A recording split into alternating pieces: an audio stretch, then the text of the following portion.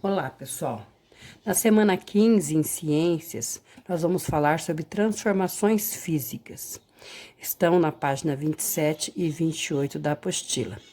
Bom, transformações físicas são aquelas transformações que ocorrem sem a formação de outras substâncias, ou seja, o objeto, alimento, né?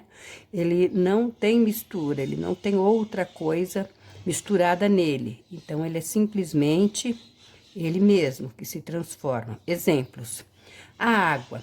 Quando a gente põe a água para ferver, a água ela vai evaporando. Esse vapor de água é água da mesma maneira, ela se transformou, mas não tem outra substância ali.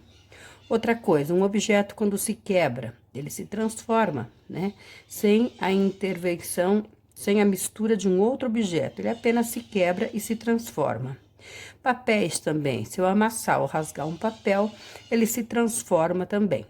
Todos esses exemplos são chamados de transformações físicas. As transformações físicas podem ser reversíveis ou não reversíveis. A reversível é aquela que consegue voltar a ser como era antes, né? E a não reversível é aquela que não tem como, ela não consegue voltar a ser como ela era antes. Como exemplo de reversível, eu posso ver um sorvete. Se eu tirar uma forminha da geladeira de sorvete ou um sorvete derretido num copo, eu consigo devolver ele para o freezer, né? E ele consegue voltar a ser como ele era antes, né? Durinho. Então, eu tiro ele da geladeira, esqueço por uns instantes, ele derrete. E aí, eu coloco ele de volta na geladeira e ele volta a ser como era antes. É chamado, então, de reversível essa transformação. Agora, um pão. Se eu deixar um pão por muito tempo, ele vai acabar embolorando, né?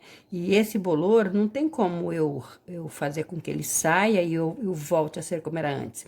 Então, esse é um exemplo de transformação não reversível, tá bem?